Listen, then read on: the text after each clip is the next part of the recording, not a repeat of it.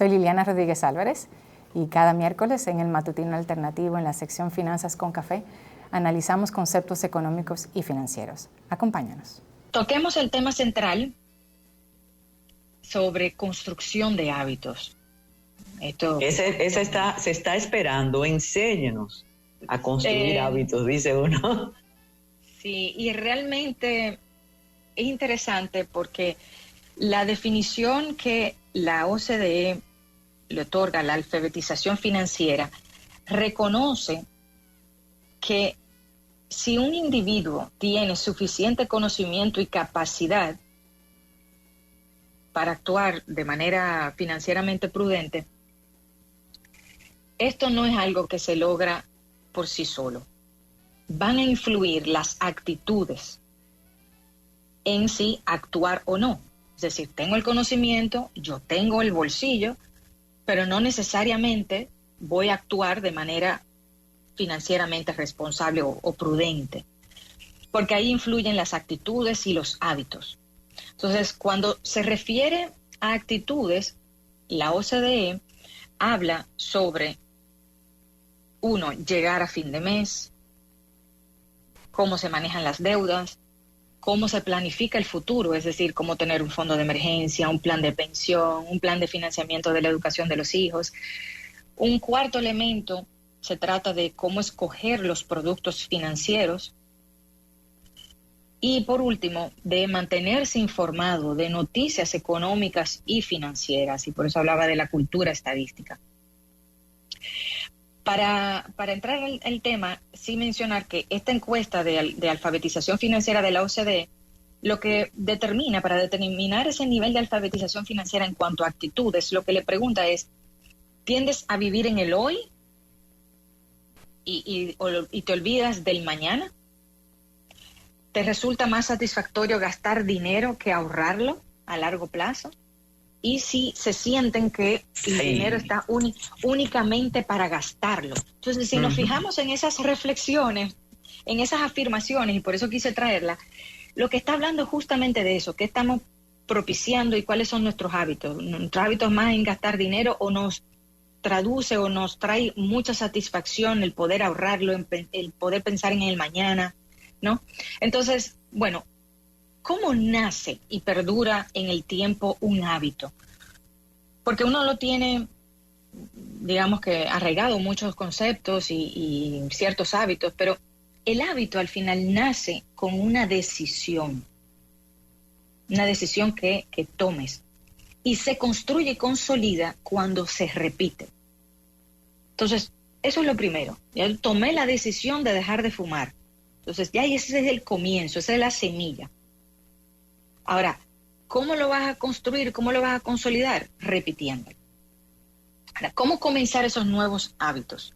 No, y el hábito se hace así precisamente, con la reiteración, los buenos y los malos, ¿eh?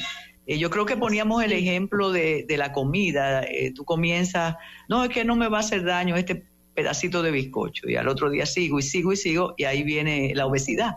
Y también con lo positivo ocurre del mismo modo. Sí, de hecho, tratemos eso al concluir esta parte de cómo evitar regresar a esos malos hábitos, porque así como hay buenos hábitos, o sea, hábitos saludables y favorables, hay hábitos desfavorables. Entonces, ¿cómo comenzar esos nuevos hábitos? Justamente si nace con una decisión, pues para comenzarlo hay que tomar la decisión. Ahora, hay que tomar decisiones pequeñas, o sea, con pequeñas decisiones que no impliquen mucho esfuerzo al principio, porque comenzar es lo más difícil. Si se ve sencillo al inicio, se hace y se puede repetir. Por eso, justamente, el autor, James Clear, el autor de Hábitos Atómicos, habla de la regla de 2 minutos, porque la motivación para crear ese hábito está en el inicio. Entonces, para ilustrar esto, voy a poner un ejemplo de un hábito desfavorable. Los compra ahora y paga después, que son muy conocidos. Buy now, pay later. Entonces, adquirir unos zapatos ahora. Tú entras a Amazon, vamos a poner un ejemplo, y puedes adquirir unos zapatos ahora mismo. Y sabiendo que solo te van a cobrar $6 mensuales, pues parece muy fácil. Entonces, muchas personas caen en adquirir algo que no necesitan y que solo desean, porque es algo fácil. Son solamente $6 mensual, pero no son solamente los zapatos. Después se encontraron con una cartera o con un aparato electrónico. Y así justamente se va repitiendo ese hábito y después es difícil retornar. Entonces ese hábito atómico del que habla James Clear se refiere a ese hábito pequeño que forma parte de un sistema mayor. Entonces comenzar con esa decisión y con pequeñas decisiones para permitir que se vaya asumiendo poco a poco. ¿Cómo lograr consolidarlo?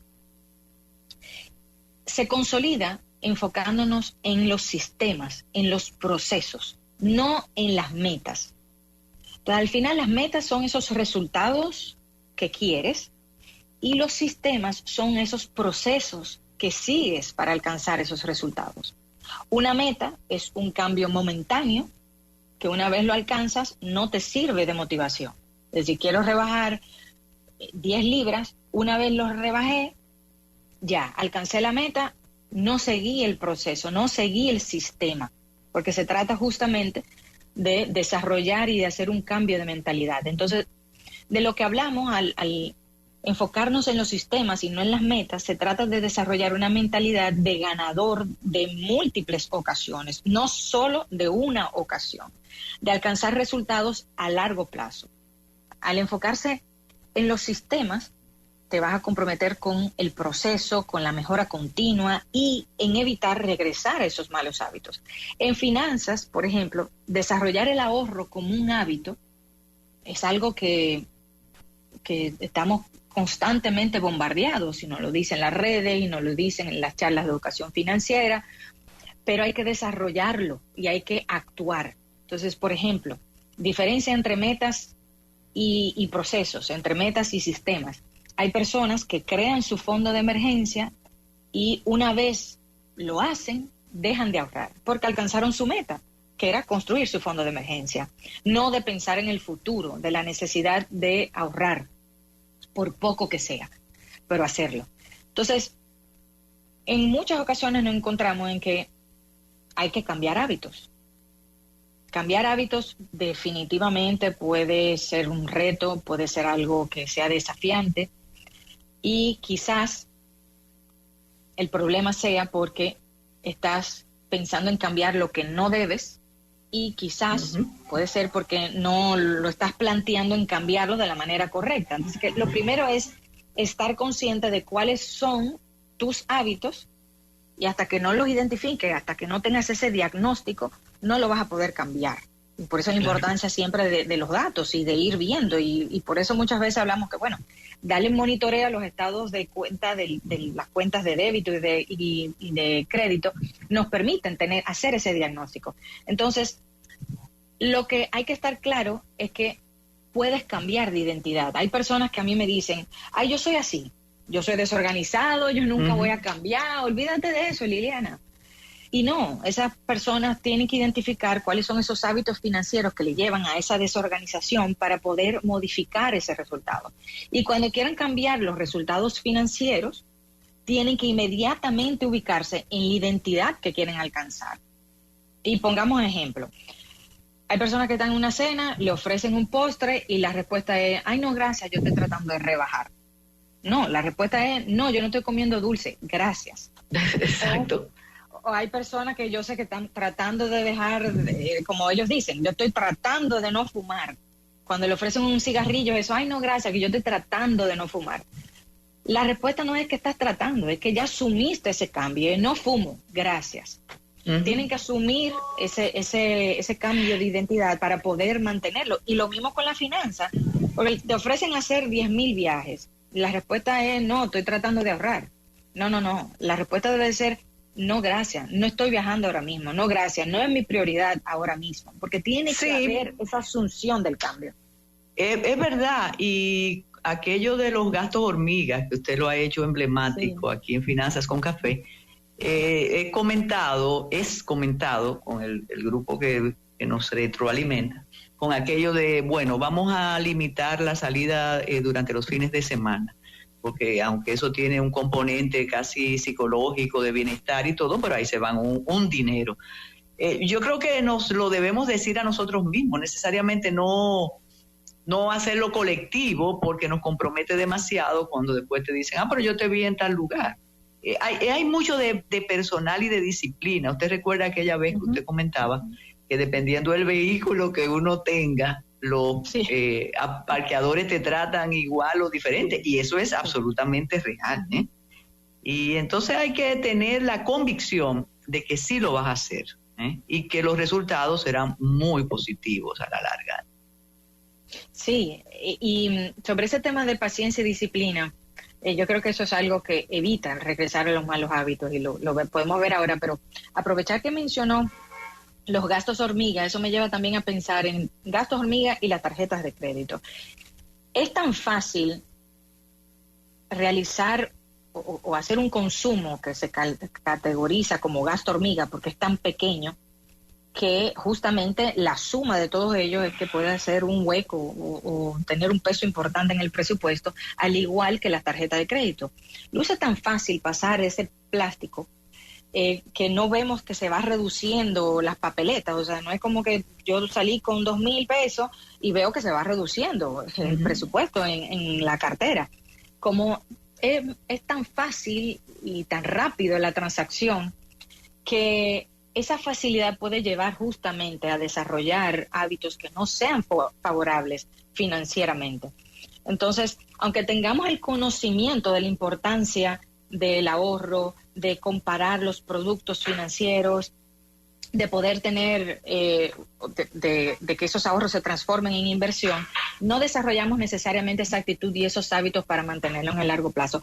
Solo concluir con lo que usted decía ahorita, doña Carmen, lo de los malos hábitos, ¿no? O hábitos desfavorables, ¿cómo evitar regresar a ellos?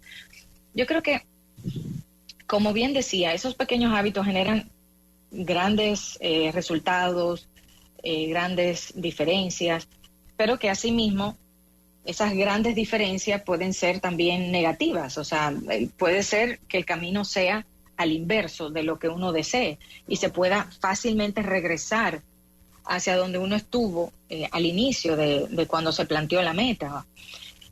Porque si un mes gastaste más de lo que ganas y no pasó nada grave, vuelves y lo haces el mes que viene. Y si sigues en esa trayectoria, terminarás tomando préstamo tras préstamo tras préstamo para llegar a fin de mes, o terminarás atrasándote.